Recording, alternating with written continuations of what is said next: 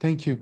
Bismillah ar-Rahman ar-Rahim. I'm very happy that I've one more time I got the opportunity to be with the friends from Ahlul Bayt Islamic Society of New England, or also ZEC MIT Shia Muslim Association. As Dr. Masalai said, the main title of this series of lectures is Maryam, or Mary Salamullah alayha in the Quran. Uh, and this lecture, we will focus on the verses 1 to 15 from Surah 19, Surah Maryam. We had some discussions about Hazrat Maryam and Hazrat Fatima in Farsi, and in that discussion, we look also to Quranic verses about Hazrat Maryam, but that was dense. And then it was also in Farsi, and then we moved to Hazrat Maryam in Bible and Hadith, and comparison with Hazrat Fatima, because the goal was to reach Hazrat Fatima and comparing. And then because Hazrat Fatima is not in the Quran, we had the discussion mostly about Hazrat Fatima in the Hadith and all some issues around that. But then we noticed, I think it's good to have a more thorough discussion about Hazrat Maryam in the Quran. And also during that study, we saw some interesting topics and some of the questions the Western scholarship has raised. So maybe the focus is answering some of those questions, not focus, but part of the lectures will be that, to answering those questions. And the one goal is to be comprehensive. We use also the traditional commentary and also, but trying to discuss the points of concern and question, not the parts which are kind of the tradition is answered or there are not much question raised. So, and kind of that's for now the outline. And also, as it is the case, and for this case, we also will go a kind of comparative study with the biblical literature or other Christian-related literature, which helps maybe put light or help us better understanding in the Quranic story, or at least we see the differences or answering those questions. So, I mean, actually today, because we are going mostly discuss about Hazrat Zachariah and Hazrat Yahya. So this is a picture, it's not very old, but is a Georgian monastery in Jerusalem. So I just put it as kind of the kind of habit which I usually have to put some painting. But I start with this verse, and I kind of will be the habit for all these lectures, because these two verses are among the verses about Hazrat Maryam, and it's a very important one. And especially in our day, which the question of also the role of woman or woman and role model is also an important question. And then these are very kind of summarizing the view of the importance of Hazrat Maryam, or for Muslims. And then you see she's role model not only for females, but for every believer. And we may have some discussion briefly about these verses later on too. But for now, because this is one way of I'll show how important is Hazrat Maryam or respecting the Quran, and also summarizing its view. So I will read it. وَضَرَبَ اللَّهُ مَثَلًا لِلَّذِينَ آمَنُوا امرأة فرعون إذ قالت رب لي عندك بيتا في الجنة ونجني من فرعون وعمله ونجني من القوم الظالمين. مريم بنت عمران التي أحسنت فرجها ونفخنا فيها من روحنا واصدقت بكلمات ربها وكتبه وكانت من القانتين. God cites an example for the faithful, the wife of Pharaoh, when she said, "My Lord, build me a home near you in paradise and deliver me from the Pharaoh and his conduct, and deliver me from the wrongdoing Lot." And Mary, daughter of Imran, who guarded chastity of her womb, so we breathed into it of our spirit. She confirmed the words of her Lord and his books, and she was one of the obedient. So there are two female role models have been given an example, the wife of Pharaoh and Mary, daughter of Imran, mother of the Jesus. And so as regarding the importance of Mary in the Quran, I will list some quotation from Western scholarship or some of those who have really studied Quran and interesting. So just a sample, there are much larger sample to take. This is Barbara Strausser. She is Jewish, and she's worked a lot also this issues regarding feminism of in religions and other stuff. But she says the figure of Mary, mother of Jesus, looms very large in Quranic scripture, scripturalist exegesis, and popular Muslim piety. So all three level, Quran itself, the commentary of the scripture, and Muslim piety, Mary has a lofty role. In the Quran, Mary is the only female identified by name, which is true, is the only female, specifically the name is mentioned, not by title, like we have Queen of Sheba or wife of Pharaoh or mother of Moses, but it's not a personal name. She's the one has the personal name, and her name appears far more frequently in the Quranic text than the entire New Testament. That's also interesting. Uh, that's last series of lectures, which in Persian we discussed that where and how much she's talking in those biblical books and New Testaments and what is their picture is. Um, Another person which also she's very truly worked uh, in this regard of the Hazrat Maryam, Hazrat Fatima, and she's very well known. And you see her work is chosen of all women, Mary and Fatima in Quranic exegesis. She says the lyrical depiction of Mary is by far the most complex and nuanced female portrait in the Quran. The main motifs are sketched in tones of respect. Everywhere is Mary with respect, very much respect. We will see that. As I said, there's only woman that her name is specifically mentioned in the Quran. The chapter 19, which is we're going to discuss, is named after her. About 70 verses are related to her, or she's mentioned, but 34 of them, no, actually, 70 verses related to her. Her name is mentioned in 34 times in Quran, but 24 times of these 34 is her name appears alongside the name of Jesus, peace be upon him. So, because the phrase Isa ibn Maryam, Quran says Isa, son of Mary.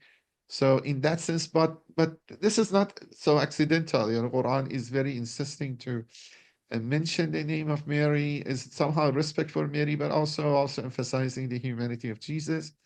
So ignoring that 24 times, there are 10 times her name is mentioned independently. And then we say she's the only woman. And then remember, in the name of Prophet Muhammad, only 4 times is mentioned in the Quran.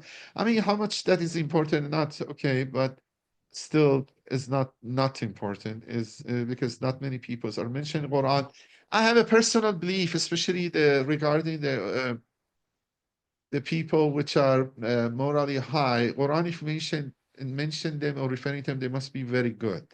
I give you an example. I will give examples of these more, but there are cases Quran explicitly done. For example, regarding the birth of Moses, we hear about his mother, and his sister, but nothing about his father of Moses, which maybe in biblical book his name is Amram. But interestingly, in the opening the Torah or Bible, the father has much more important role. And in Quran, I mean, at least those books are usually written in a way the man has a prominent role. Quran even not mentioning him. Yeah, so the fact is somebody like Nasu, when they made the repentance, his name is mentioned. The guy must really, truly have done a great repentance, which his name he deserved in the book, Quran. But that's a digression, but just I want to mention. Now, we kind of, the main idea, I forgot to translate this to English, but these are the list of the verses and surahs which are related to Hazrat Maryam. We'll see these are, I have listed them in chronologically, the order we believe it is revealed to the Prophet Muhammad, at least the surahs started. The good thing is that all the chronologies we pick up, the Western chronology, the Egyptians, Quran publication 1924, which can call it Sunni chronology, and the Shia chronology, the works of Ayatollah Marifat, all match together. I mean, maybe the order of surahs, they're different, but at least which one is before and the other one, at least in this regard, there is no difference. And we can be kind of, consensus is there, these are the order of surahs. So, the first one, which when Muslims heard about the story of Hazrat Maryam, was in the surah named after her. And this is relatively early too. Relatively early is Mecca and uh, middle Meccan period. So yeah. And then after that, we have one verse is Surah Al-Mu'minun and one verse is Surah Al-Anbiya, just one verse, but these are important. So the main surah which the discussion is Hazrat Maryam. This story has been discussed. First is Surah Al-Maryam, then Surah Al Imran, which is some of the story overlap, but there are some complementary parts. The parts which overlap, we try to discuss it together, and then the parts which are different, we discuss them separately. Then we have Surah An-Nisa and then Surah Al-Tahrim, which was two verses which I read. Essentially, one verse was related to Hazrat Maryam, but you need to read both. And then Surah Al-Ma'idah, which is a little bit different. And in the previous discussion in Farsi, we didn't discuss anything about Surah Al-Ma'idah. This time I want. The reason was that these others were, so the two main surahs of Maryam and Al Imran talk about the life of Hazrat Maryam. It's by her biography. So, I mean, at least those parts related to her life. The Surah Al-Ma'idah, we have some issue about her nature, or at least Quran is arguing with the Christians that maybe take her as a divine being, worshiping her. So, somehow related to the issue of Trinity, or adopting Jesus as, again, another divine being, a part of one of the three. So in that part, it is discussed. So you don't hear much about anything about the life of Hazrat Maryam or Mary, but about the nature of her, or how the Christians understood. But there are questions were raised by Western scholarship, and there's some ambiguities we are here, which in the verse 116. So I prefer to discuss that. The same other couple of questions in the Surah Al Imran and Surah Al-Maryam. So all of those we want kind of to discuss. So this is, for now, I have a tentative order of discussing the verses. You see the Surah Al-Ma'idah will be the last, and the other verses maybe the Surah Al-Nisa or Surah Al-Tahrim is here, and then we start from here. I mean, we were going to fit it hopefully in the 8 lectures, or maybe at most 10, not more than that. And I think we can, I mean, each block may get 1 lecture, except here, which less than lecture needed, but then a couple of them maybe need more than 1 lecture. So that's maybe 8, 9, maybe 10 at most overall be the series. These are the discussions, the list. And then when we are discussing a couple of new modern way of commentary is also we need to consider. So one of them already I alluded, that the chronological order of the revelation of the surahs and verses of the Quran sometimes is very helpful. So I'm not going to go through this. We have a series of lectures about this. And then, but at least you saw I try to list the surahs chronological order, except we listed and we kind of following that order. For now, we don't get any conclusion, which really depends on that order of revelation.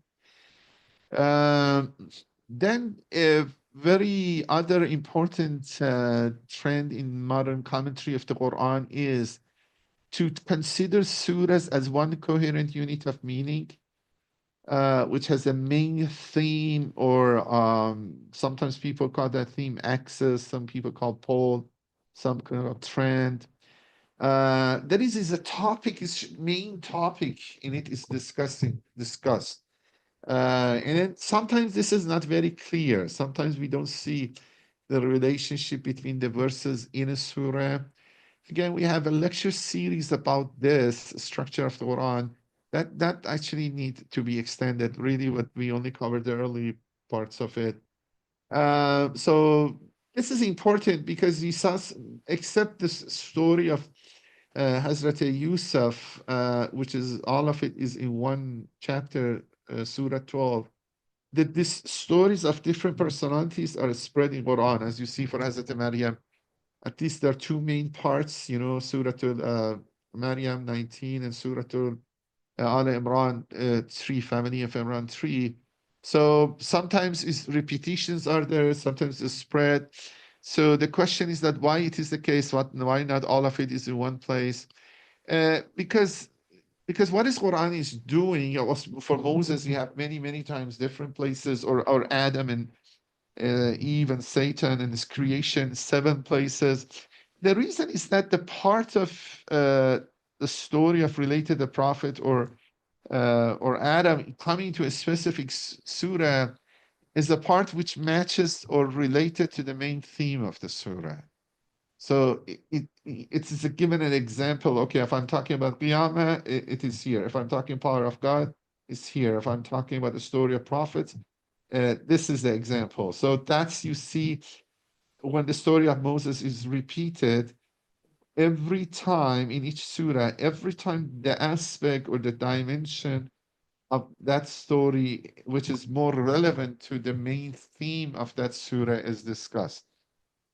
So that is the case, but again, this is also, we are not going to use it very much, but it still is, it is there. If you want, especially going the full surah, you know, usually it's good if I want to go to full surah of Hazrat Maryam 19 or the full commentary of the Surah Al Imran. This would be great, and then you can see what is going on back and forth of it. I think part of the discussion, especially when answering some of the concerns or things Western scholarship had raised, maybe we have to a little bit refer, because some of them look to the whole surah Hazrat Maryam more than the more narrowed focus we have.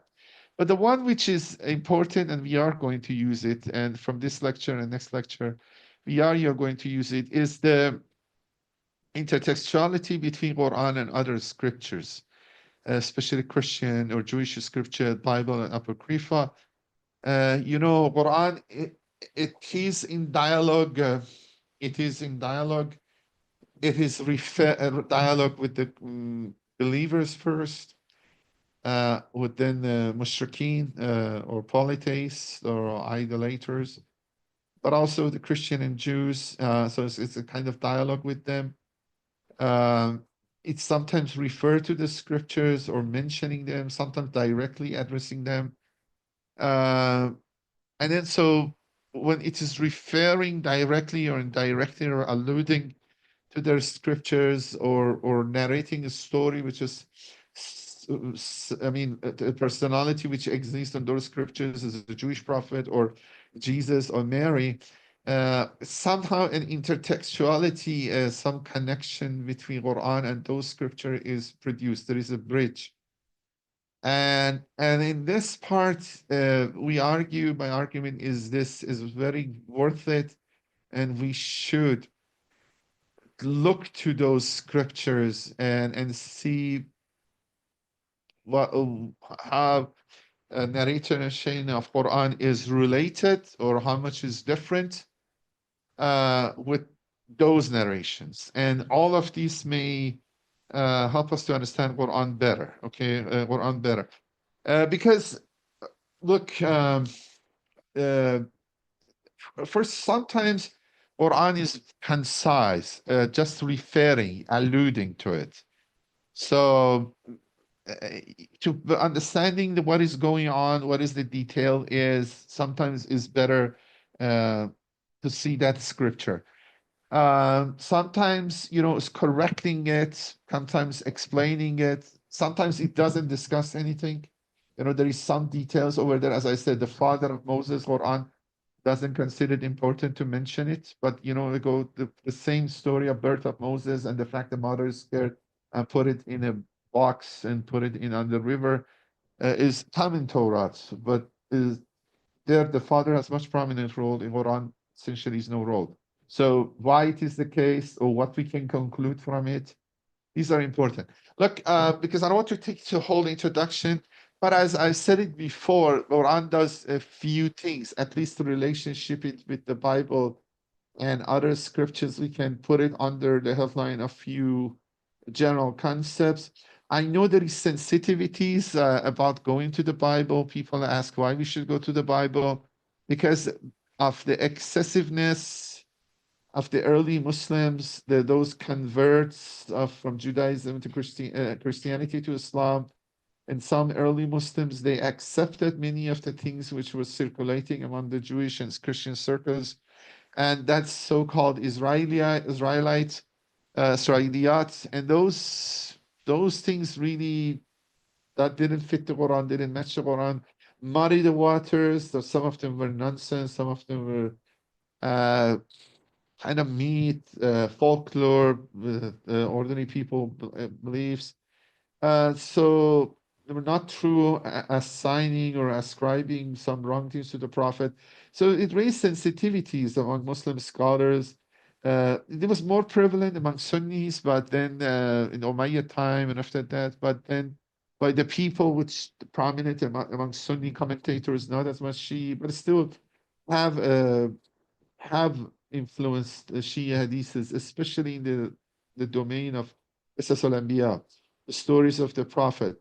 So after 4th or 5th century, there were very strong reaction to his Israelites, and they want to try to purge them.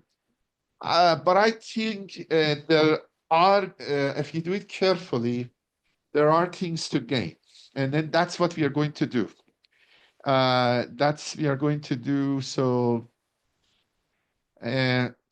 what I emphasize is this: Quran either corroborate, confirm, or support what is came in those scriptures, or clarifies, which maybe explain, make or saying some points which is not mentioned over there, completing it, correcting it. But the important one is correcting it, because when it's different in one sense is correcting it, and we kind of have a belief those scriptures may be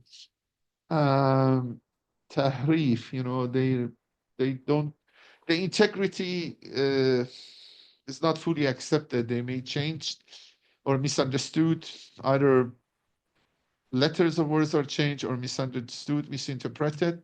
So Quran is doing the correction.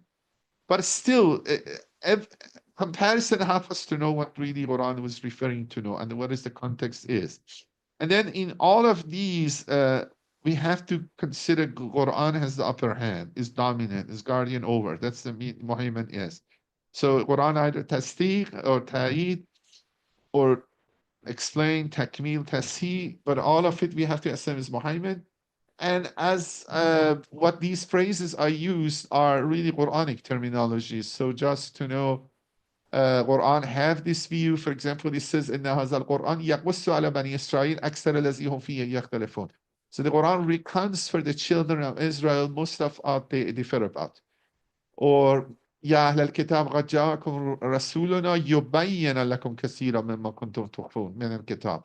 This time is okay, clarifying or make revealing, or this يبين here is revealing, showing what you hid من الكتاب. But hiding sometimes means obscuring the real meaning by wrong commentary or interpretation. يعفو عن كثيرا قد جاءكم من الله نور وكتاب مبين. The other verse is يا أهل الكتاب قد جاءكم رسولنا يبين لكم ما فترة من الرسل. Again, in the long period, few hundred years after Jesus, which there was no prophet, Quran has came to again explain or clarify things which has confused them, has produced differences of opinion about between them. So again, this issue of Yubayyana. And then I think the most important verse, which covers, I think, many of these ideas, is again Surah Al-Ma'idah. وَأَنزَلْنَا إِلَيْكَ الْكِتَابَ بِالْحَقِّ مُصَدِّقًا لِمَا بَيْنَ يَدَيْهِ مِنَ الْكِتَابِ. We said that I have sent unto you the book with the truth, confirming what is before it of the book. It's confirming what is the books are there, and but is muhayminan alayhi, but is guardian over them. فَحْكُمْ بَيْنَهُمْ بِمَا أَنزَلَ اللَّهُ وَلَا تَتَّبِعْ. Although I know there could be different understanding of kitab, and some people took kitab a little bit less sub-part of the scriptures, the parts which is about religious regulations, but I think generally everybody mostly understand them as the scriptures of the people of the book. So, and then what we said is kind of common sense. Even the verses wasn't there. Quran clearly says explaining, clearing, and then sometimes rejecting. And then in all of these, we shouldn't try to harmonize. We shouldn't try to bend Quran and bend Bible to make them exactly the same. That tendency was there in the name of unity. I don't know, pluralism, respect of religions, dialogue. No, that shouldn't be the case. And what we are not going to do.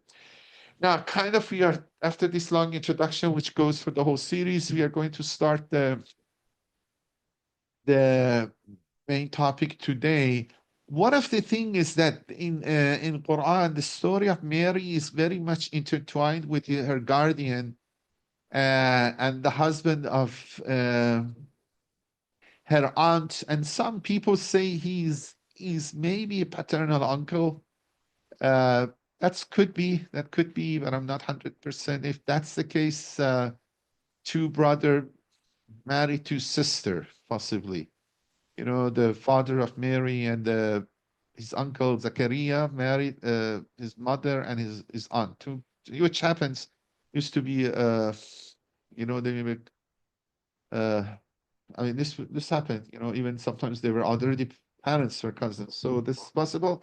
But let's not do off that. And that is not a big important thing. Important thing is that in the Quranic narrative, story of Mary and Zachariah is very intertwined. So every time story of Mary is mentioned, story of Zachariah is mentioned. So today we essentially discussing the story of Zachariah because the first verses of Surah Al-Maryam is about Zachariah, the prophet, and his son Yahya. So the Quranic accounts of Zachariah prayer for a child in old age and the glad tidings of the birth of John, which we will see. This is the verses we discussed today. Coming three parts in Quran, and then you see all the three parts. Also, name of Mary is mentioned either after or during these verses. So these are the three. Okay, the name of Hazrat Maryam is mentioned more different places. Not everywhere Mary is mentioned, Zachariah is mentioned, but everywhere Zachariah is mentioned, Mary is also mentioned. So in Surah Al-Maryam, Surah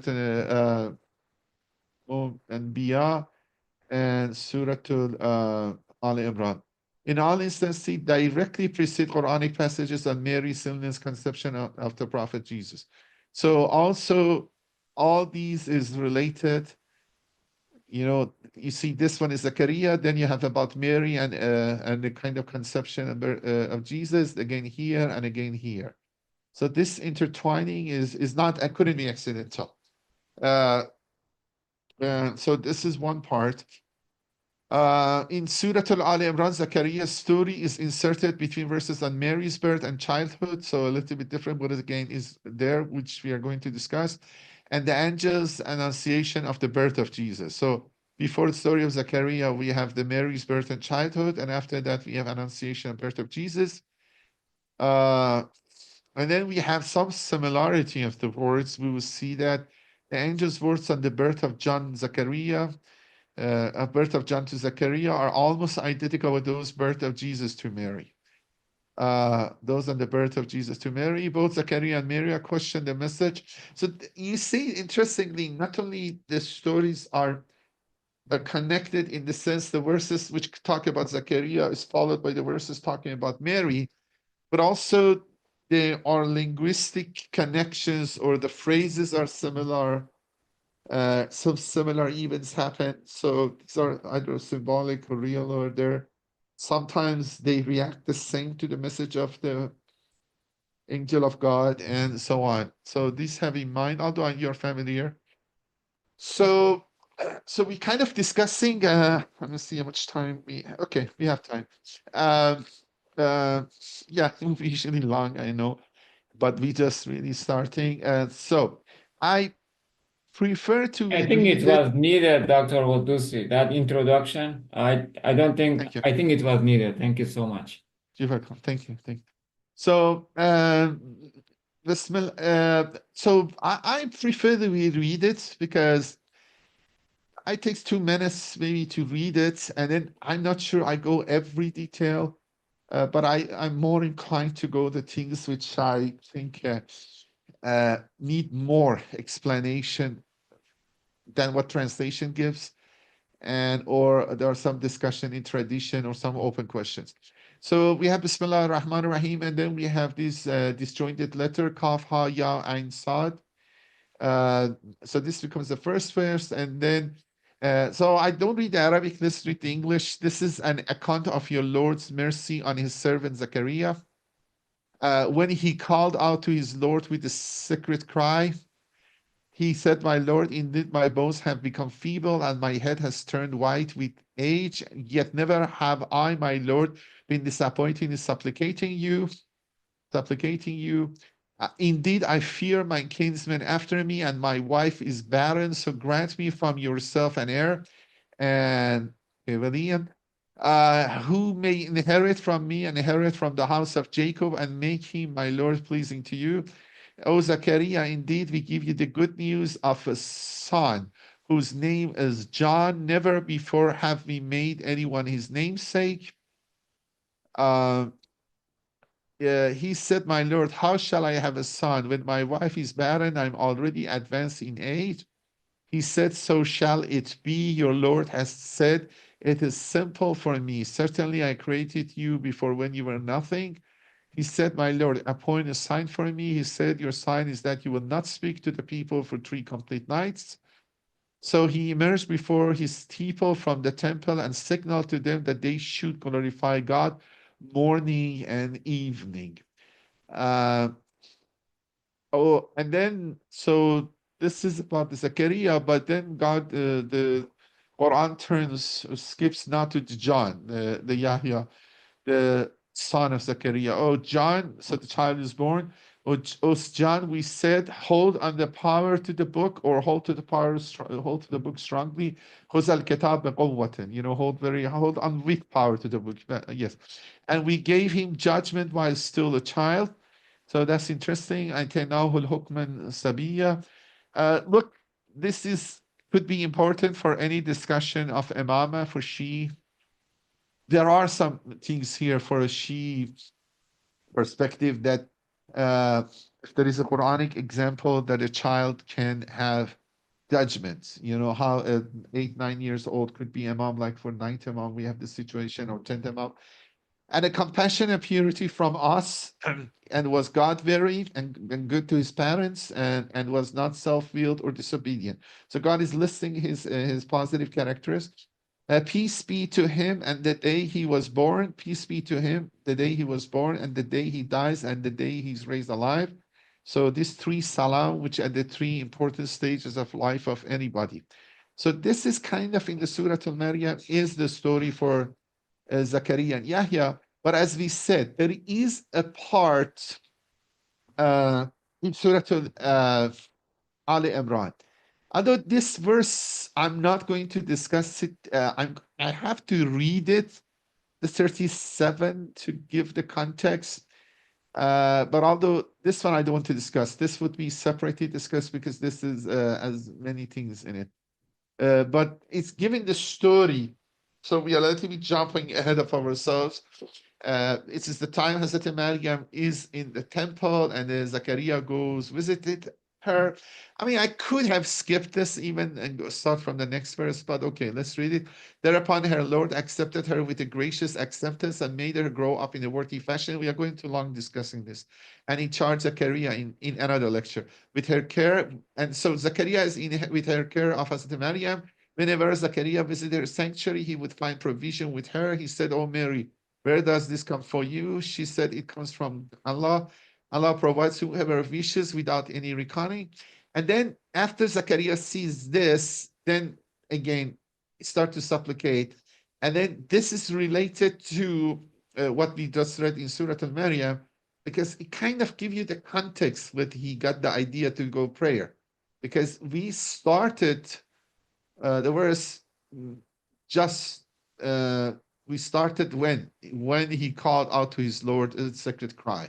So we don't have the flashback why he has to do that, or what motivated him to do why he has to do. Okay, clear, he doesn't have a child, but what is motivated him to do that is what he saw, kind of miracle provisions coming to Mary. So that now he went encourage him to go to the prayer, and then we have the kind of repetition of the story with some overlap, with some change. There, as Zachariah supplicated his Lord, he said, "My Lord, grant me a good offspring from you. Indeed, you hear all supplications." Then, as he stood praying in the sanctuary, the angels called out to him. So this part is new. It wasn't there in the previous surah. Allah gives you the good news of John as a confirmer of word of Allah, or it is a little bit different. Word of Allah, eminent and chaste, a prophet and one of the righteous. He said, "My Lord, how shall I have a son while in old age has overtaken me and my wife is barren?" Said he, so it is that Allah does. Said he, so it is that Allah does whatever he wishes. He said, "My Lord, grant me a sign." Said he, "Your sign is that you will not speak to people for 3 days except in gestures. Remember your Lord much and glorify him morning and evening."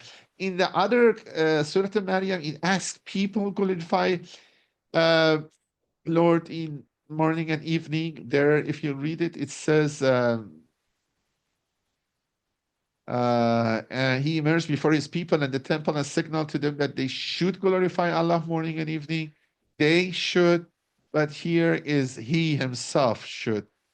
Your Lord, glorify him morning and evening, which is common sense. You cannot prescribe other, you need to preach what you practice what you preach.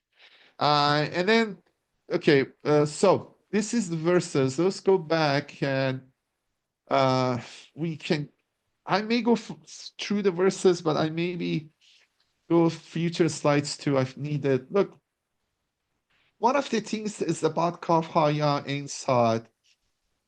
This disjointed letters, people have given different meanings to them. They want to, they thought sometimes they're code words, sometimes they say, for example, K, these are the abbreviation or first letters of the name, the beautiful names of God. For example, Kaf is Kabir, or I don't know.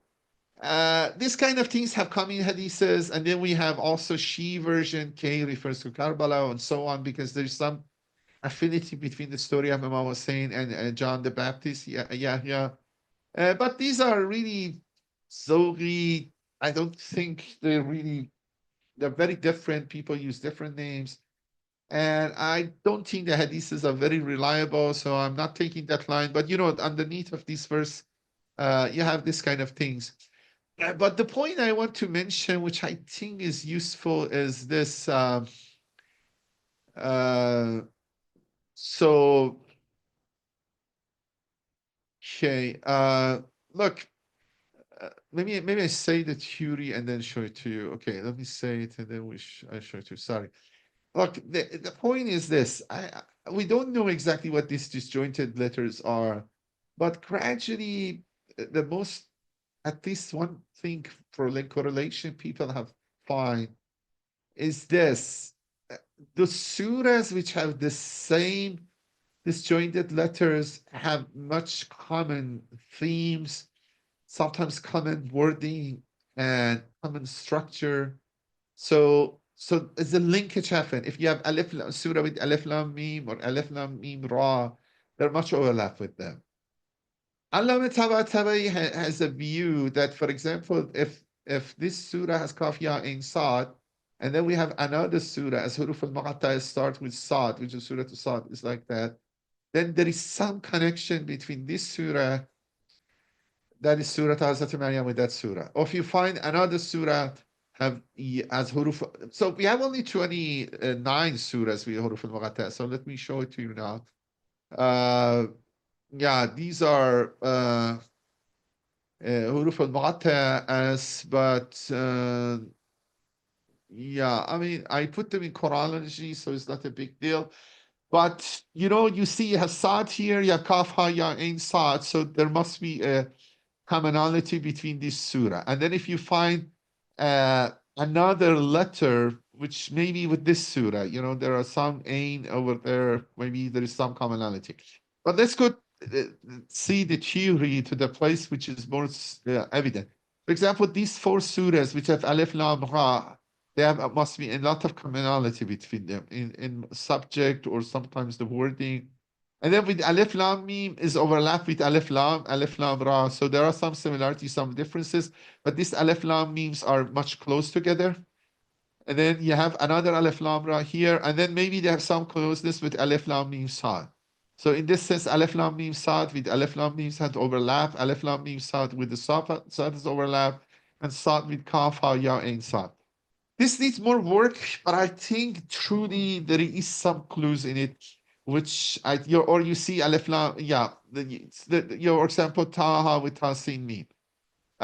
This is, I think, is reasonably become plausible theory. For example, really the surahs 10, 12, 11, 12, 13, 14, 15 have, let me see, this is not looking, yeah, have much commonality between them. And then you see their huruf al-muqatta is the same. But, you know, there are only 29 surahs of huruf al-muqatta. So is limited. And then Habamim, even for a long time ago, was known that this Habamim, let me see, I have another chronology.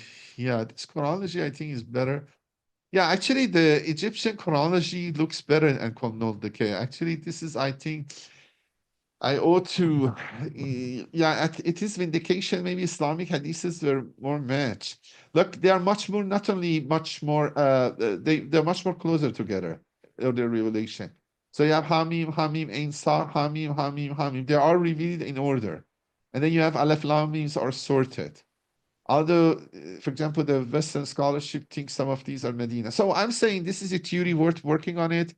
And then you see, if you go to the Islamic chronology, either Shia and Sunni are the same. Actually, you see these are really sorted coming after each other too, and which is also accepted. As I said, 10, 11, 12, 13, 15 are the surahs which are really revealed very close. But although this 13, okay, some people say is later, some people say is earlier, but there must be similarity. Okay, so this is from Huruf al-Muqatta. I think this idea worth working on it. And that's the first thing which I maybe spend a lot of time on it, but I think is because it's mysterious, honestly, and people ask about it, and they're wild theories sometimes. And there are, well, a couple of times I talk about it, people start telling me, okay, what about these hadith says Kaf means Karbala, I don't know, Ain means attached or something like that. Yeah, I personally don't think, and the same we have Sunnis, they tell Asma al-Husna. I don't think those are necessarily true. But this is another thing here is Zikra rahmati rabbika abdahu Zakaria. Okay, this just means mention your mercy of your Lord to his servant Zachariah. There are a couple of interesting things, which again, I'm not going to go to that theme. One is the idea of rahma, rahmat, and then you know the rahmat, kindness, mercy also is have the same root with the rahm or the womb, which the child is born from it. And then we know this verse, surah has the verses of the birth of the, you know, when Hazrat Maryam is giving birth to Jesus. And then there are some connections here. Again, you will see this is not very accidental. Let me, if I have anything on this slides. And then you see this connection comes in another level too, which is very interesting. And so you see, if I go back to, I'm sorry, I have to move it back and forth. Look, so we have Rahmat. We start with Rahmat. And Rahmat with kindness, mercy is also related to, and then you know, is the name of God too. Bismillah ar-Rahman ar-Rahim, again, the same root. And also the same root with Rahim. Or so like Saleh Rahim we have. So, and then one feature of this surah is that the name of God, Ar-Rahman, or the word, and as name of God, not necessarily as its attribute, is have come a lot in this surah. And then if you look here at the table I made, in Quran, 51 times. If you put Bismillah ar-Rahman ar-Rahim's aside, uh, uh, uh, there are, and then with some exceptions I have explained. Let me look. This also is related to, unfortunately, I didn't translate to English. Look, there is a verse in Quran in Surah Al-Asra that it says if you called Allah, or call him Ar-Rahman, it doesn't make much difference. and all of these are his beautiful names. That's first seems a little bit surprising, but then there is a historical thing in it that the people in northern Arabia, you know, the north of the Hijaz, like you go into an area of Syria, Palestine, usually they call the god Allah. Okay, but the people in southern Arabia, in Yemen, for a while, were calling God Rahmanan. That Alif Lam become on at the end to definite the sign of definite, which is its definite word al in English, in the in English, al in Arabic. In the language of the South Arabian, ancient South Arabian languages, was Alif Nun at the end. So they used to call it Rahmanan. And then if you look here in the table, the Quran is 51 times Al-Rahman, as came in 16 in Surah Al-Maryam. So this issue of Rahman, Rahmat, Rahim, which is, again, you're talking a female giving birth, the whole issue of this connection. You see there again why this in this surah could be other surahs is also interesting point to notice. And the other thing is this one also. Zachariah is in the Hebrew means to remembering God, or who remembers God, the literal meaning. And then Yazek also is remembrance. Although here it's dal, you know, zal, here is reze, dal, zal, reze. But in Hebrew, they're the same. Like in Farsi, we don't distinguish between these. We have 4 Z's. In Farsi, we cannot distinguish them. In Hebrew, this is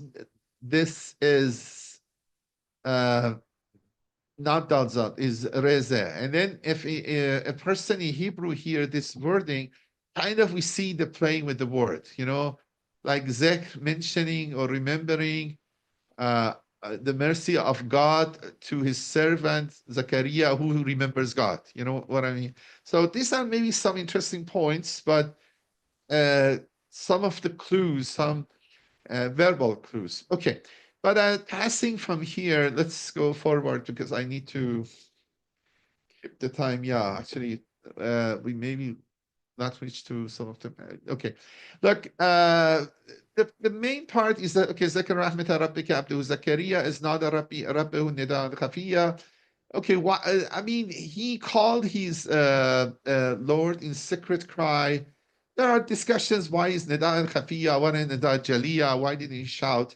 I mean, it's not to the case, my opinion. I mean, so many arguments they have given, okay, if you pray loudly is kind of showing off, is better between silently between you and God.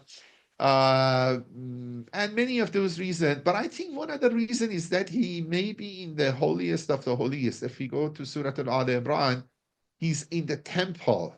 He's the and then if you look also the Bible, which maybe later on we'll look at it, Zachariah is from the lineage of Aaron, the brother of Moses, and because of lineage, the priestly duties are the lineage of Aaron, Harun, and he can go to the temple, and he was in the temple, and then he go inside the deep part, holiest of holiest of the temple, which not all people can go. Like some people can go inside the Kaaba. So if you look to the Surah Al-Imran, it seems this prayer is done over there. Like you go to, for example, Haram Imam Riza, do prayer, and then they let you go to the Zarif. Most of us, we don't get that opportunity. And that's something like that. And then at that place, again, and then Khafiyan also shows humbleness, shows weakness, shows, I mean, when you shouting is a little bit arrogance pumps in it. So there are many discussions. I don't think we need to go much for that, but if you want, we can look to some of those listed. And then and then I think these parts are clear, but some beautiful really imagery is there. For example, first he referring to the age and the weakness of the bones, but also the hair is become white, you know, and then what in Arab say is like he's on fire, you know, it's like I mean, for us, it's not maybe, but somehow like the blonde you have here, blonde hair, the white, it's somehow and this mixture of the gray and white sometimes give that more sense. At least it's not dark. So these are very beautiful imagery of Arabic. واشتعل رأس شيبا. So you know, the translation doesn't show why اشتعل, you know, like but okay, those are interesting. But the most important thing is that لم أكن بدعائك ربي شقيا. Most people understanding as is translated, although my situation is not good, I'm getting old, my bones are getting weak, my hair has get white, a sign of old aging. And in this age, I want something for you, which is from you, which is usually impossible. If it's not done or it was not satisfied when I was young, it's not much harder. But I'm not always always you have answered my prayer, having this optimism to God, and then a kind of the good relationship with God. You know, he's somehow thanking to God, look, you are such a generous God that every time I come to your house, you accepted my request. And so so this is the next time I'm coming. And also it somehow shows his good opinion respect to God. They said people should have. You know, you always go take your request from God, be patient, and then God definitely will accept it because we have the verses Quran, Uddu'uni astajib lakum. If call me, I would. The answer is without condition. I will respond to you. But the lack of response also is a response because we are requesting something is not good for you. Um, you know, I mean, yeah, I'm briefly some of these discussing to reach to the things I think is a little bit challenging. And one of them is here. So, I mean, if you have any questions, I mean, we can discuss it in time of questions. But this one, so again, I repeated this part a little bit wasn't clear. لم أكن بدعائك رب الشقية. My Lord, and yet never have I, my Lord, been disappointed in supplicating you. Some people have read it. I never stopped praying to you, but kind of more accurate thing I think is that but I prayed to you, you always have responded to me. So that's the reason. Give me despite what I want, it seems impossible, but I know you are all powerful. So that's that. These are indirectly. You can do anything you want. So I'm coming one more time and ask you. But this is a part which I think is needs, in my opinion, needs some clarification. إني خفت موالي من ورائي. Indeed, I fear my kinsman after me. And this is not clear why he should fear his kinsman. And I don't see it in Hadith, and I don't see it in explanations very well. I'm not saying I see it everywhere. I didn't see it in Bible too. Why he has to be scared from or fear from his kinsman. After me, you know, after he has died. Because even if even you're worried for you die, your wife is alone.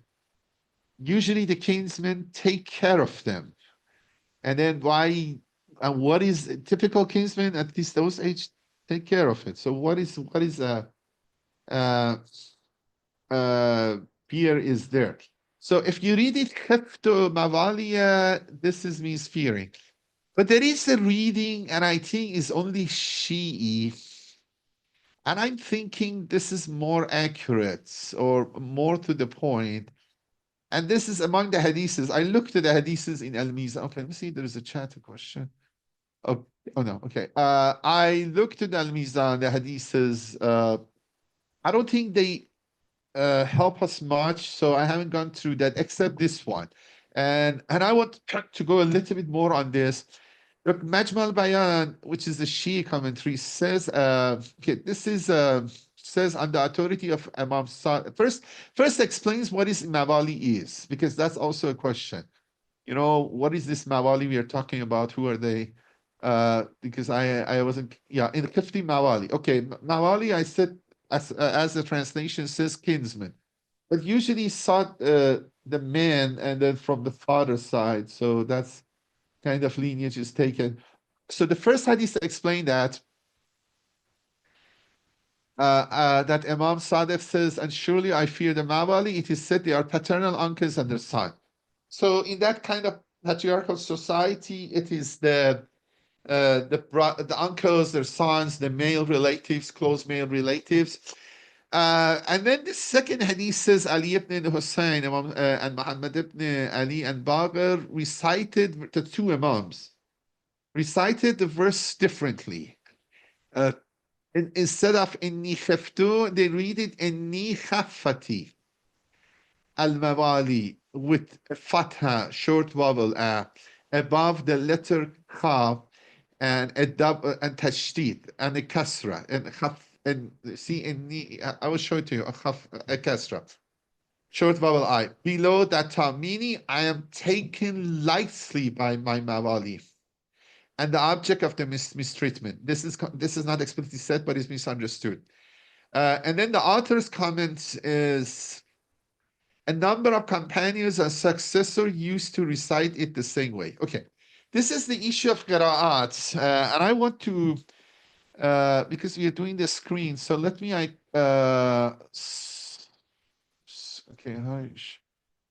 let me stop sharing. I will share it again with you. I want to, because this one last time we had a, okay, I will share it with you guys. Yeah, I'm here. I'm sharing the screen. Okay, look, this is the website.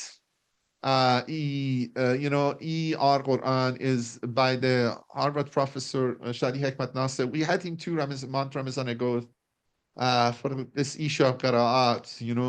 His speech talk was very at 3 Ramazan nights with Harvard scholars, and then it was very, very well received.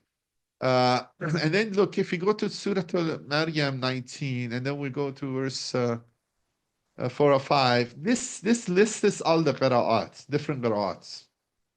These are mostly because the early Quran, okay, show the vowels. Look, for now, you see there was no vowel. And early Quran not only didn't have vowels, it doesn't have diacritics, it doesn't have the dots. And people have to read, occasionally maybe have some dots, but still doesn't have dots. So let me put the vowels. And sometimes we have different readings, like Maliki Yawmiddin, Maliki Yawmiddin. And then here you see those which are more grayish color, not black. Those are solidly black. There is no problem. There is no difference. For example, it's Nadara, Nidan, Khafiya. Nobody read it differently. But here we have one.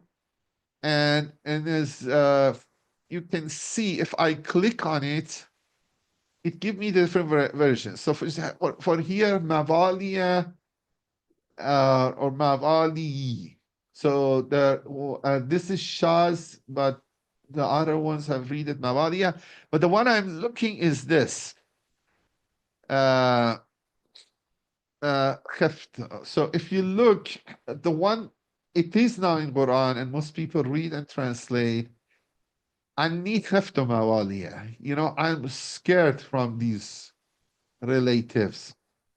But the one which although here put it SHDS Shaz means is not among the accepted famous 7 or 10 or 14 reciters, 7 writers, 10 readings, 10 readings, Kubra, Sughra, 14 readings. It's Shaz Osmanic. It is Shaz, but it's matching the Osmanic rasp. That is, it doesn't violate the rasp, the writing, but it is have different voweling or shed tashdid. So instead of khaftu is the khaffati. This is red, and we have in commentary. I feel, honestly, this makes more meaning in it. Although I know a little bit part of this sentence. Okay, the part it's a little bit truncated, but it makes sense because I was telling you. وَأَنِّي حَفَّةُ الْمَوَالِيَ.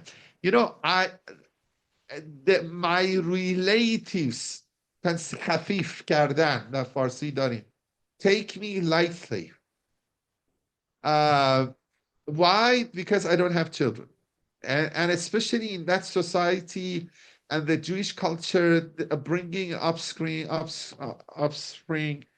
was important, and they have some customs which was even valid in the time of Jesus. For example, if there are two brothers and one brother dies before having any offspring from his wife, they usually marry the wife to the other brother, and then they consider if this wife from first brother gives children from the second brother is somewhat continuation of the lineage of the past brother. I mean, how it was is I don't know that part of it because but anyway, it's somehow symbolic. And and the fact that the Hazrat Zachariah and his wife didn't have any child uh, it could be it's an issue. Still nowadays, still, maybe not the modern society, things have been changed the last 30, 40 years. People do not have much children, but usually that was a big concern. And then we know is the Quran is a big issue too. We have it for the Hazrat Ibrahim too, and the father and mother of Hazrat Maryam. Now, if they both have two brothers marrying two sisters, and they both have this problem, but that is not certain.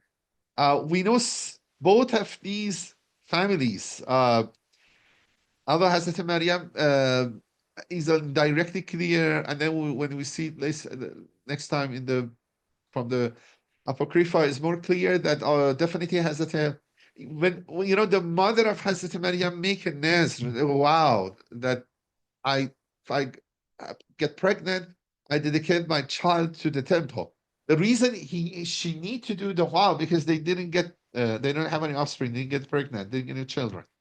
So there is certain here we have it for Hazrat Zachariah. So I'm more inclined this should be read like this. And then I wouldn't said it if there was no hadith, but we have not a hadith which and in the Shi commentary book, which is early and respected, and two imams. And then it also says it's not only was read by those two imams, was read by some other companions, which means some Sunni or maybe Ibn Abbas or other ones. I haven't seen what they're. Unfortunately, this doesn't say other references. Doesn't I thought the references are linked. Dr. Shadi Nasser Hikmat is doing this individually. It takes a long time. I looked with other sources, one other source, but that only recorded the 14 accepted qira'ats. This is Shaz. This is not among them. So this is one topic which I think is still is uh so do you guys see now my slides? Yeah, it's because shift screen. Do you see the slides now? Yes, Dr. Ghoddoussi, we can see. Thank you. So okay, this is one point, and I think it was I think it was the new one. Let's go back to the verses. Maybe I go faster, or if not, we do the rest the next lecture. So this is one I was concerned about. The issue of getting inheriting امرأتي أغرى فهب لي من لدنك وليا. Okay. The other thing is that Hazrat Zachariah is humble. Doesn't clearly say, give me a son. So again, I'm saying there are still things to be clarified. Maybe scared works because maybe he's worried when he's get old and become too weak. Nobody support them, he and his wife, at the end of time. We have this uh what's the name? Hospices for the old people. There wasn't something like that. I'm not saying khifto doesn't work because when he requests فَهَبْلِي مِنَ اللُّكَ وَلِيًّا, it doesn't say Valadan. It doesn't say Valadan. It says just someone to come and heir. And then we know about the adoption, which was common at those time. It not necessarily be biological son. Somebody which is trustable and possibly come and be associated family. And then he said, who may inherit from me and inherit from the house of Jacob and make him my Lord pleasing to you, or so what is this issue of inheritance could be big discussion, because these verses was used in the dispute Hazrat Fatima with Abu Bakr Umar about regarding prophets leave inheritance or not, which clearly says it does, so it rejects their general claim. But Sunnis has interpreted this always, oh, this is not material thing, this is spiritual things. I don't want to go through that. That's a worthy topic, but you need to go all out or on discuss that. But for now, it's just say waliyan. Then even God answered him. So the next verse shows God had heard him and answered him positively. Ya Zachariah, inna nubashshiruka bighulamin. And again, غلام اسمه يحيى لم نجعل له من قبل سميا. Okay, here is a big discussion which we have to go through it. It says, Zachariah, we give you the good news of غلام. غلام can be understood as son, but again, is not 100%, is a young boy, is not 100% biological. Like it was valid. Is no dispute. It would be biological son. But this time, the wali could be a young man you're adopting, like Zayd ibn Haris, the Prophet Muhammad had adopted as his son. We know the story, Dora.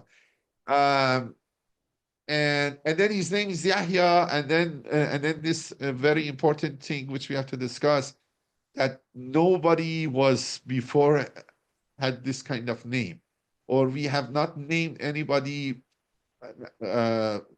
given such a name. And this is a little bit unclear what I mean,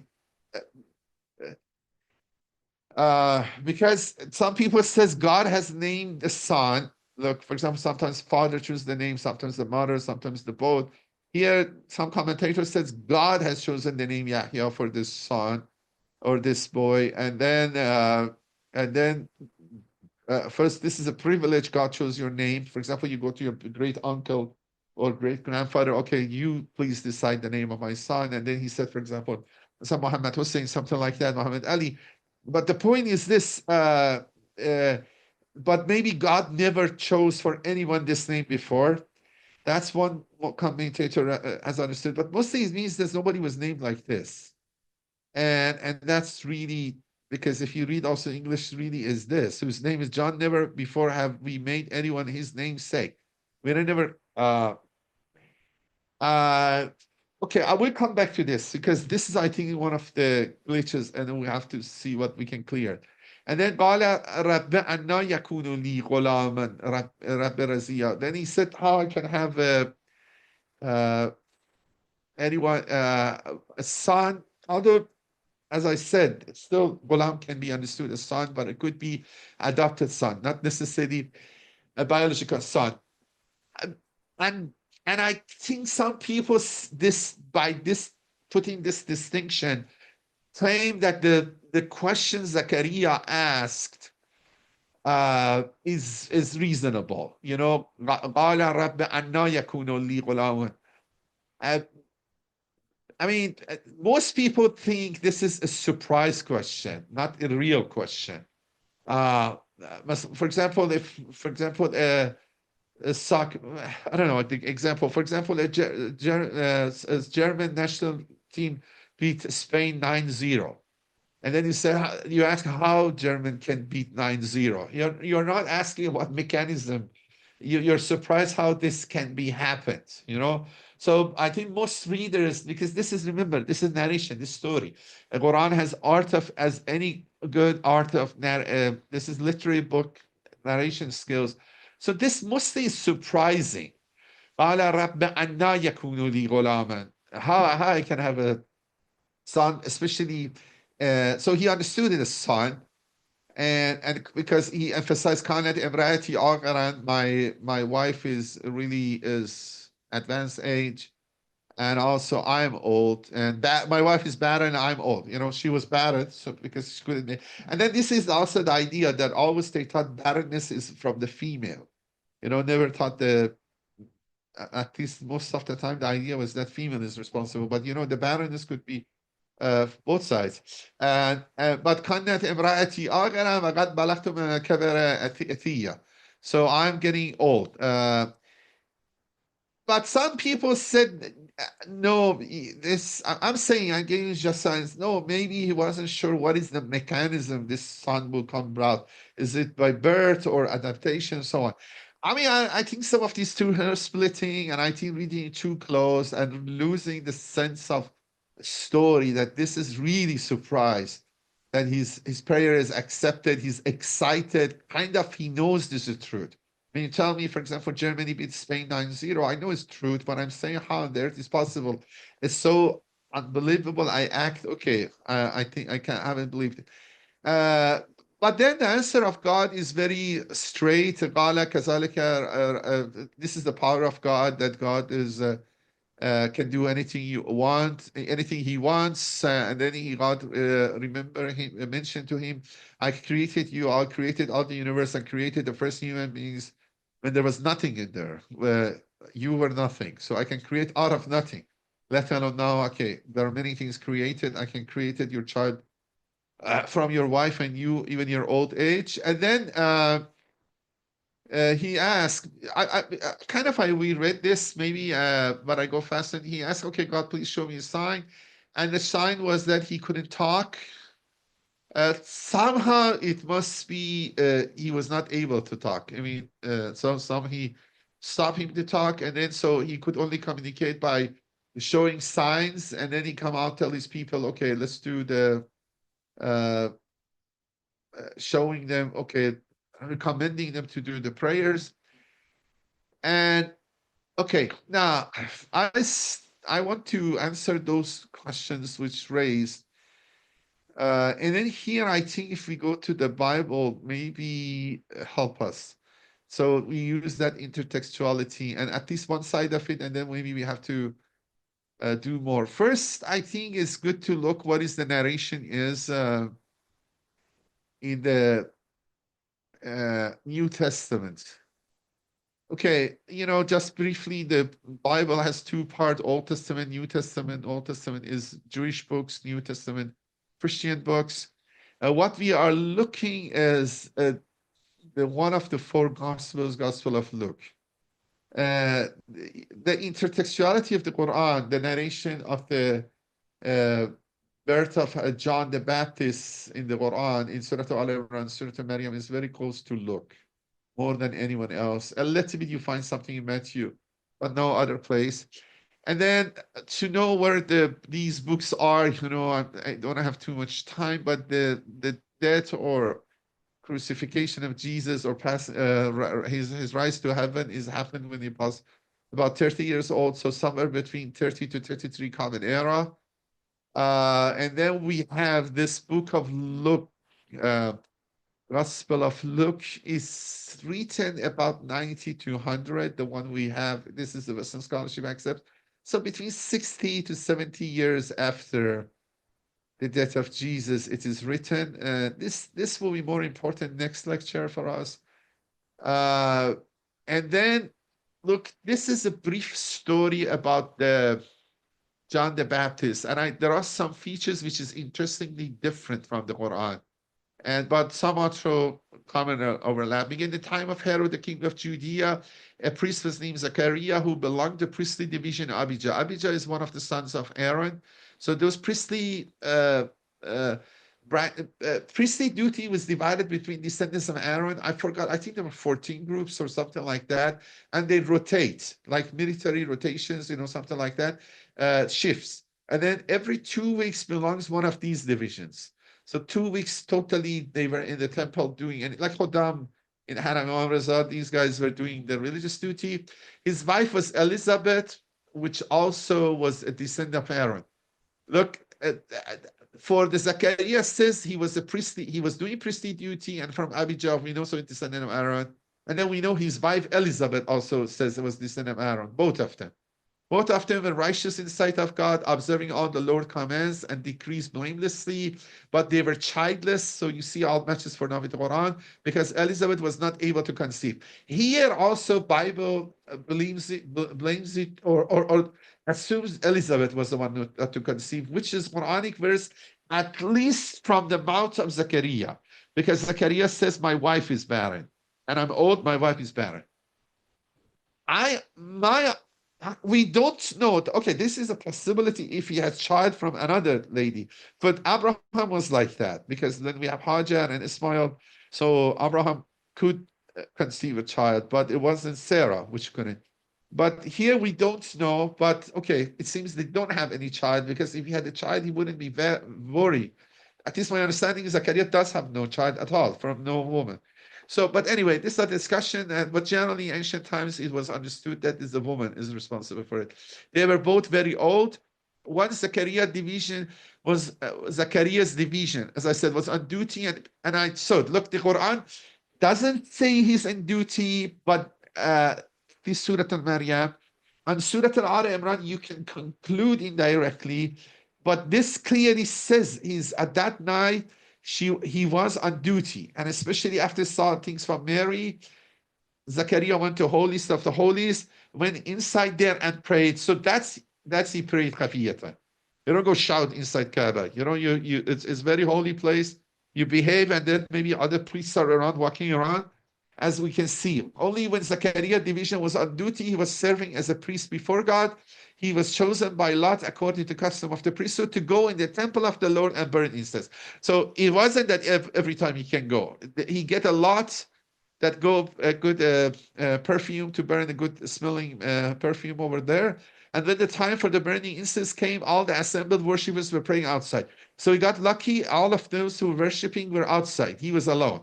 So that's again the reason. And you see, the first verse of the Quran was said praying kifatan, silently in himself, because he was alone. He wasn't shout people coming back in. He wants to have the moment for himself. So then an angel of the Lord appeared to him standing at the right side of the altar of incense. So the angel appears, and when Zachariah saw him, he was startled and was gripped with fear. Okay, this part we don't have clearly in Quran, but okay, maybe true, maybe not, but then we see a little bit different started. But the angel said to him, do not be afraid, Zachariah, your prayer has been heard. Your wife Elizabeth will bear you a son, and you are to call him John.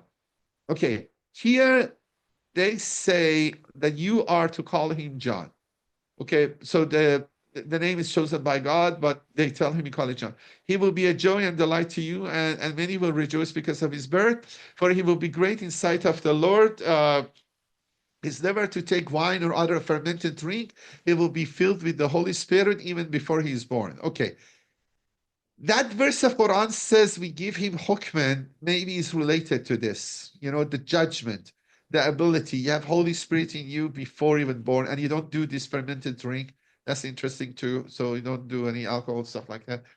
He will bring back many of the people of Israel to the Lord their God. So these are all positive. He will go on before to the Lord in the spirit and power of Elijah, to turn the hearts of the parents to their children and disobedient to wisdom of the righteous, to make ready a people preferred for the Lord. So all the angel tells this stuff.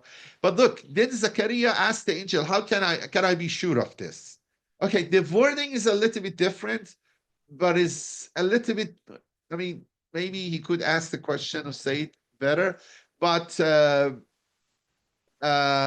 you see, it's similar to Quranic one. How I can be sure of this? I'm an old man, and my wife is also along in years. Here, he doesn't say my wife is barren, but he says, I'm old, my wife is old too. The angel said to him, look, the way the angel responds is different, and the angel gets upset. The angel said to him, I'm Gabriel. I stand in the presence of God. I have been sent to speak to you and to tell you this good news. This is very different. Look, this is very different. And now you will be silent and not able to speak until the day this happens, because you did not believe my words, which come true at their appointed time. The angel got angry a little bit that I came here, I tell you the good news, and then you didn't trust me. Now, as a punishment, not as a sign, as a punishment, you will be silent. You will not speak until the day this happens. Okay, so the angel said to him, I look, the way the angel responds is different, and the angel gets upset. The angel said to him, I'm Gabriel. I stand in the presence of God. I have been sent to speak to you and to tell you this good news. You are not going to speak. Till when? Not 3 days. Till this happens. What happens? The child is given birth to it. That means 9 months, or even assuming Yahya was also born in 6 months, which some Shia narrations have it, which I don't think is necessary. I think one time I calculated, it's not seems correct. I mean, neither of the stories about Imam Hussein and Hazrat Yahya, I think, is true about the 6 months, but okay, that's another story. But you cannot talk. So it's not 3 days. Above 9 months, he cannot talk, and which is a little bit long. Then, meanwhile, the people were waiting for Zachariah, wondering why he stayed so long in the temple. When he came out, he could not speak to them. They realized had seen a vision in the temple, for he kept making signs to them, but remained unable to speak. This is matches the Quran too, kind of talking to them, encouraging them, okay, go do your prayers. When his time of service was completed, he returned home. After this, his wife Elizabeth became pregnant. For 5 months, remained in seclusion. The Lord has done this for me, she said. In these days, he has shown his favor and taken away my disgrace among the people. Look, this is what I'm emphasizing. In the Bible, they feel that they didn't have a child is sign of disgrace. That is disgrace among the people. So it's not fear. It is looking down, putting down. تخفيف. خفته. Then خفيفة. Yeah, I mean, so I think that the reading, which I mean, I could go back to the website, but look, I think, sorry, خفته. وإني خفته. This is the reading means I fear from my kinsman. Kafati,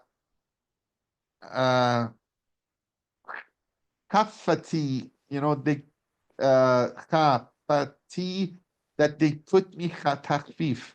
This makes more for the disgrace. So I'm thinking, which I think makes sense, the fact that culture, that time, in the Jewish people, this was the disgrace. So I'm more inclined to that reading, which we have only 2 hadiths. We have 2 hadiths in it too. Okay. This is one problem we had, which going to the Bible, I think, makes the weight going through this Shah's reading. Now, the other one is that the naming, because still we have a big question. I try to finish my 10 minutes. We have the big question of, or maybe we can do it next lecture. Let me see this part until I finish. Then we have this big question of naming, that the name is unique. But let's see what we have here. When it was time for Elizabeth to have her baby, she gave birth to a son. Her neighbors and relatives heard that the Lord had shown her great mercy. They shared her joy. On the 8th day they come. On the 8th day they come to circumcise the child, and they were going to name him after his father Zachariah. Maybe there was a custom to call him Zachariah Jr. or whatever, but his mother spoke up and said, no, he is to be called John. And then they were surprised that maybe she's insisting. But the problem is that the father couldn't talk maybe for a while, and they didn't have time or want to go talk to the father in sign language, or maybe writing, I don't know. They told her there is no one among your relative who has that name. So there is something here that among the tribe or the relative, nobody was called this name. And then we know that some of these Israeli tribes, when you belong to that tribe, you have some class of names. For example, if you're the same tribe of the descendants of Aaron, you have lots of the names of the root of Matthew, Matta, Mathan. So this tribe didn't have the name John. Doesn't say nobody was the name John, but this tribe, this branch doesn't have. But then they made signs to his father to find out what he would to make the name child. He asked for a writing tablet, and to everyone's astonishment, he wrote also name John. They maybe said the woman doesn't know, or he just wants to put it, but it's not common practice for our tribe to have somebody named John. So I went to his father, and then father was so definitely educated priest, and he seems without consultation, whatever he decided to put the name John. So, and then this is a kind of to consider miracle. Immediately his mouth was open and his tongue set free. So the moment is the time he can talk, that the whole ban of talking, which takes about 9 months, would go away. And then he can begin to speak and praising God. And then all neighbors were filled with awe, and throughout the hill country of Judea, people were talking about all these things. Everyone heard, they wondered about it, asking what then this child is going to be, for the Lord had what was with him. Okay. Now, so this maybe solve that problem. That the name nobody has mentioned before this name doesn't mean absolutely in history of human beings or the name was so unique, but it's unique in the sense in that tribe, nobody have had that name. يا زكريا إنا نبشرك بغلام اسمه يحيى لم نجعل له من قبل سميا. So that maybe means the name Yahya is John is unique. Where is the last page? Zachariah, indeed we give you good tidings of news of a son whose name is John. Never have you anyone name's namesake. Okay, it doesn't. It's like okay, this tribe doesn't have that name, and it's unique that name. Like if somebody go hunting and then on the way see another hunter and says, "Don't waste your time. There is nothing over there." Nothing over there means not nothing, absolute nothing means vacuum. It means no deer. So here means nobody in that tribe, nobody in that branch has this name. I was satisfied with this explanation. So there is something about the name, but really Quranic naming seems sentence more stronger.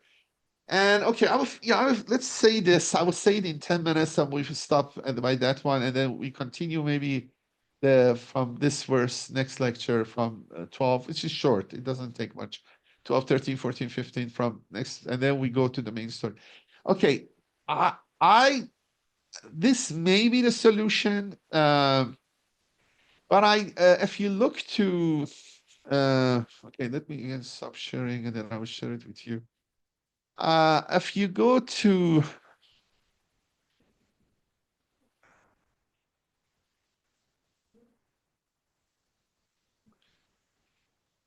but I felt there must be more, and and it is more.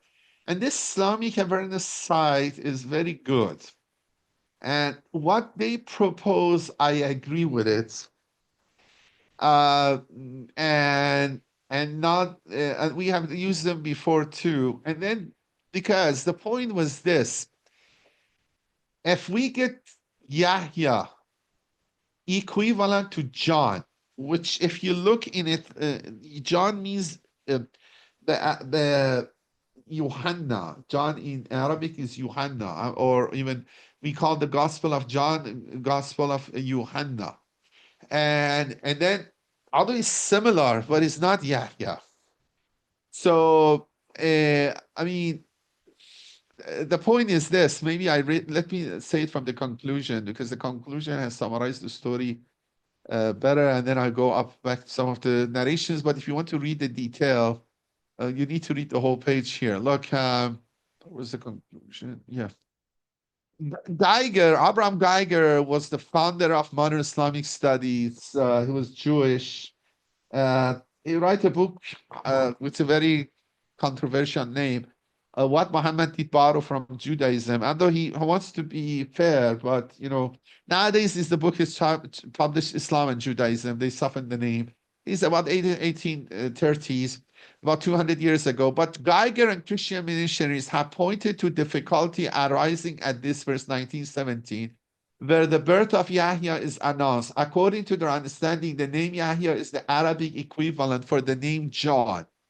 They also understand the name Yahya is unique, and no human being prior to birth of Yahya ever possessed such name, according to this verse. However, in the Old Testament, there are more than 25 references to the name John, and it is for this reason that Quran is error. So that was the argument. The argument was that, look, we saw some uniqueness, which, as I said, the name is not such a way nobody had that name, but it was unique in that tribe. That was a solution. But really, the appearance of verse is stronger. And because the claim in the verse is stronger, now these Orientalist Christian missionaries, Geiger, came and say, okay, Quran has made a mistake. Because Yahya is John, and Quran says Yahya means John is unique. Nobody has the name John. But look, Old Testament already have 25 names with John name in it. And John has many derivatives. John, Johannan, all of them, Yuhanna, is that. This study has shown, but conclusively, look, we see up that the name Yahya and John are two different names, derived from two different roots. So this is a mistake we also do. But then we say, okay, so doesn't Quran call this, Bible call this John the Baptist, and John the Baptist, son of Zachariah? Wasn't Yahya son of Zachariah?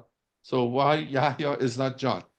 Look, the equivalence of John is Yuhanna or Yuhanna, not Yahya. Although it seems similarity, but it's still different. That noon is not there. That's and then, as I said, Gospel of John in Arabic is called the Injil of Yuhanna, and there are two different names. And then, okay, but then how is Yahya is called John if there are two different names?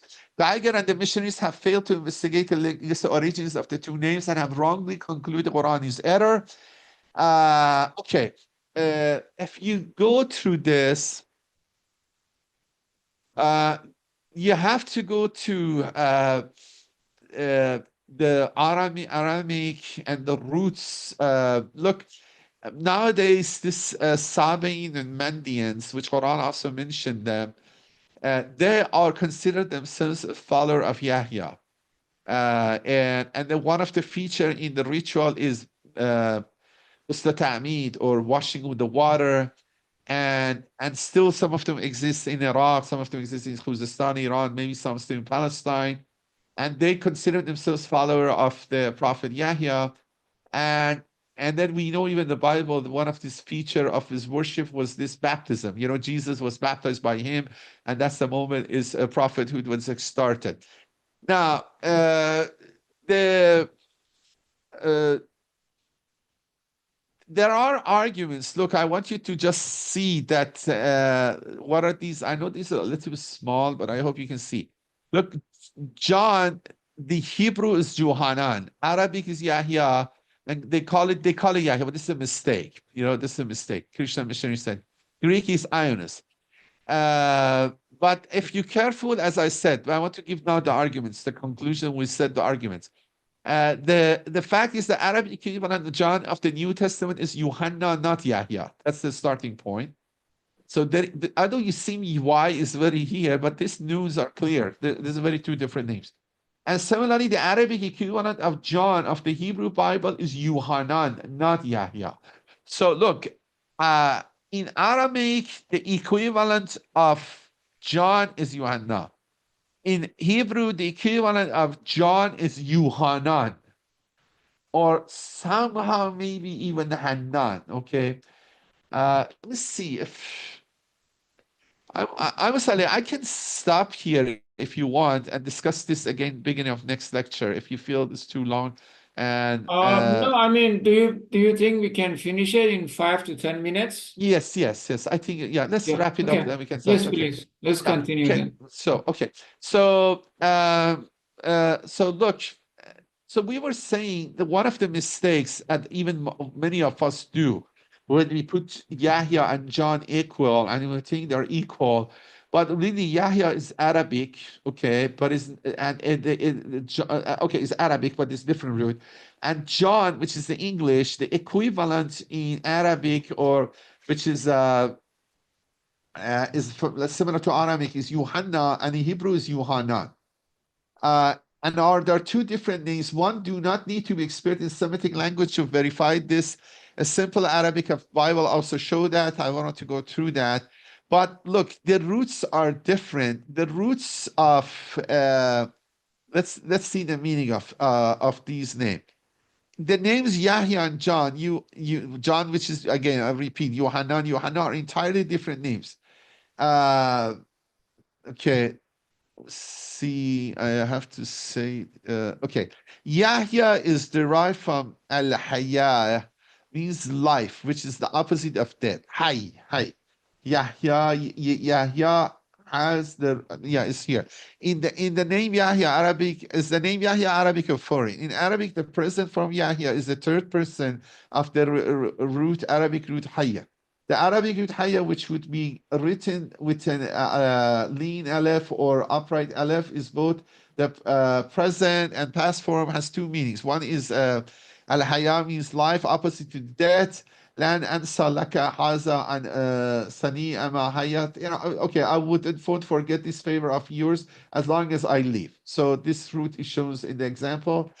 The second meaning of the Arabic root haya is derived from ayah, ending with a hamza, meaning shyness and chastity. You know, we give other he's a fard bahaya, he's a person with haya. Haya means shyness, chastity. So in this second sense, it is says hayto minhu, meaning that one is shy or confused from someone. The origin of haya comes from al-inqibad or al-inziva or introversion. This is why the snake is called haya. So look, even one of this shyness is the one which is introvert, and this is Arab also call it because it's wrapping the snake circling on itself. They call it haya. So all these shows haya. Yahya is from that root. Hannan is from the roots for Yuhanna, mercy. If I can find it here, I sorry. I should, yeah. But okay, so let's see, I missed the Hannan part. Okay, what was the okay, they also give yeah. Yeah, this one I skipped before. Look, I highlighted here. I'm sorry, it's small. I mean, I should zoom it maybe. Look, I give you the Yahya for Yahya meaning first, which is Arabic and derived from the root from Hayya and means either life against death or shyness. But what about John, which is we said the equivalent in Hebrew and Aramaic is Yuhannan and Yuhanna. Biblical stress that the names Yuhanna and Yuhannan are one and the same. In Hebraic translation of the Gospels, do not make use of Yuhanna, but they reverted to Yuhannan. So one is, they have the same root as Semitic language, but Yuhannan is the Hebrew, Yuhanna is the Aramaic. They also give both names the same meaning. Both names contain you, the short form of Jehovah. So this Jehovah. This you in the name of Yuhanna or Yuhannan is from Jahve, Jehovah, the Hebraic name of God. And for Hannan and Hanna. So because you see, one of them is Yuhanna, you plus Hanna, which is Aramaic. And then one of them is Yuhannan, you plus Hanan, which is the Hebrew. And then Hanan and Hanna are both derived from the Aramaic root Hanan, the same as the Arabic root for Hanna, which means tenderness, indulgence of God, exactly like the Hebraic name Hananiah, which you have. This is a common name. One of the you see them out, still they put it. So they are different. They are different. Now, to make it shorter, what happens is this. When we go to this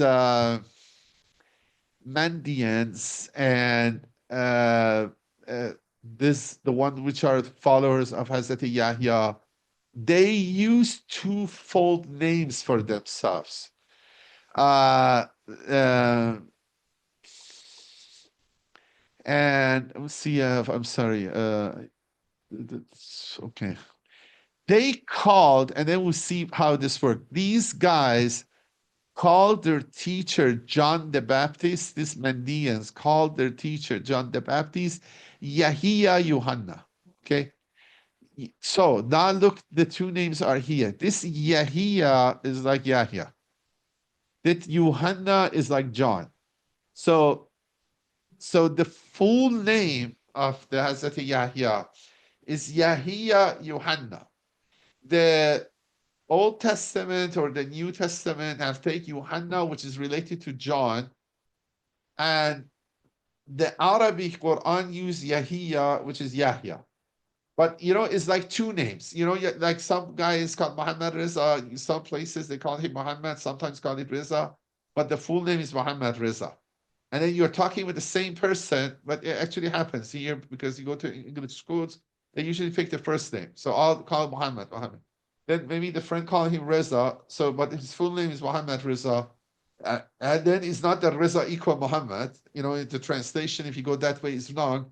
But the point is that Yuhanna part is not unique. It's not new. But this Yahya part, which is from Quran, it seems is new. And then which one is more important? If you go through that, it explains how. This is too long. I don't want to go through that, but maybe you can read it. Is this? They consider they consider the people carrying two names. One is the mundane worldly name, and one of them is a spiritual name. If you look here, this is perhaps the right time to discuss the significance of name Yahya in Mandic literature. Every Mandian, همون سبایی‌ها که قرآن Mandian is the same.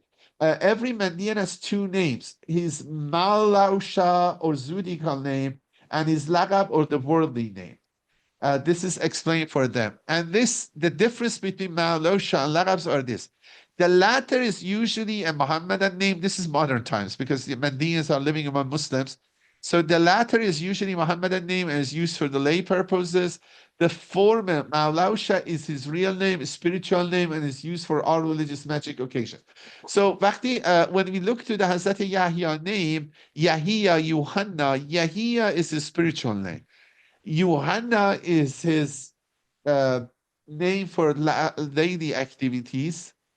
And then Yuhanna, which is equivalent to John. So the Old Testament, New Testament refer to him by his daily common name, the name he used in the street. For example, we have some people change their name in birth certificate is something, or coming here, for example, his name is Farhad, but he called himself Fred. So Americans know him as Fred.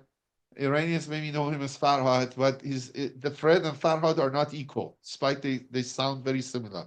So the Yuhanna is the Fred name, which people around him know is more famous, get his business and job. But then his true name, spiritual name, is Yahya. And then Yahya is the name which is unique. Now, okay, this is interesting theory, but does Quran have an awareness of this theory, or can we match with the Quran? And I will finish with this one. Look, the Mandean use of Yahya, Yuhanna for John the Baptist is quite interesting, as we have seen in the earlier section. However, we briefly digress and discuss some of the attributes of Yahya as mentioned in the Quran. The Quran mentions Yahya, but what about Yuhanna, Yuhanna? This is more the Hebrew pronunciation that have become khe. You see Hamas, they say, Yuhanna and Yuhanna. So we know that Yuhanna means tenderness of God or Jehovah. We looked at the root, the Hebraic name of God. So you was Jehovah, and then Hannan means the tenderness of God, is a gracious giver. It is composed of two words, you short for Jehovah, and the Hebrew word Hanna derived from Hanan. But we see Quran mentioned this. Look, this is one of the verses I was going to put to the next time. Let's go back to the Quranic one. I finished it on my slides. Just maybe finish it within 2 minutes. Okay, actually, we go back. Let's see. Okay, sorry, I should skip that. Sure. Yeah, I think you guys see the slides, I guess, now. Yeah? Yeah. Yes, we can see it. Thank you. So look, so we were talking all this time here, Ya Zachariah, and then the Basharaka Beqoran Ismu Yahya, which is this Yahya, or this name is unique. But look what Quran says here. Ya Yahya, khuzal kitab biquwwatin wa ataynahu al-hukm sabiyya. Oh, John, or Yahya, hold on the power with the book, and we gave him judgment, was still a child. Look, Quran is referring to that root. That Yuhanna, Yuhannan, the Hebrew one with the he become che, Yuhannan, when n is added, Hannanan is the root. And then the root exists in Arabic too, but it's different. You know, clearly, Quran, look, even on now is underneath of each other. His full name is Yahya Yuhanna. Yeah, because John become Yuhanna, Yahya Yuhanna, or Yahya Yuhanna. But Hannanan is the same root, and compassion and purity from us, he was God very. So kind of by putting this here, this is his character. You know, this is second part of his name. Like somebody say, okay, Muhammad Reza, you are Hamid and Razi from God, or God be Razi from you. So playing with the name. So Hannanan is referring to Yuhannan, to the John, or Yuhannan, Yuhanna, Yuhannan, or John, which is the name Old Testament and New Testament know, and this is the name in the street he has, but it's a spiritual name, which the Mandeans kept it, and Quran is referred to him, is Yahya, and this name is unique. This name, you don't find in the Bible, you don't see it many other places say. And then, okay, because I want, let's finish these verses. And then, Beran biwalidayhi, what I know, hukm sabiya, okay, maybe we have to look at the relation with Ruhul Qudus, but I think is enough, people can follow on it. But this part is Beran biwalidayhi, so God mentions he's kind to his parents. Lam yakun jabbaran asiya, he wasn't self-willed or disobedient. And Salaman alayhi yawma walada yawma yamutu yawma yabasahaya. And then we have a hadith, I finished by this from Imam Reza, which is commentary on this verse, which importance of sorry, I just too fast. Hadith Imam Reza. Imam Reza said there are three situations are the most desolate for human creation. There are three important times. The day they are born, coming out of the mother's womb and seeing the world, the day they die, seeing the hereafter, the occupants of the hereafter, and they are the day they are raised and seeing the laws that now govern, which they not see in the world. God sent a greeting of peace on, yeah, so this is the 3 days we really need peace. God, or, blessing of God. God sent a greeting of peace to John in these three places and put his heart at rest by saying, and peace on him on the day he was born, on the day he dies, and the day he's raised to life. Jesus, son of Mary, also sent a greeting of peace on himself in these three places, and peace on me on the day I was born, on the day I die, and on the day I was raised alive. This is later on we see. This is from Yuna Akhbar Reza, which go back to Imam Reza. So I stop here, and kind of by this I finished, I think, what I want to say from verses 1 to 15. Thank you for your patience, and I'm ready for any questions you may have.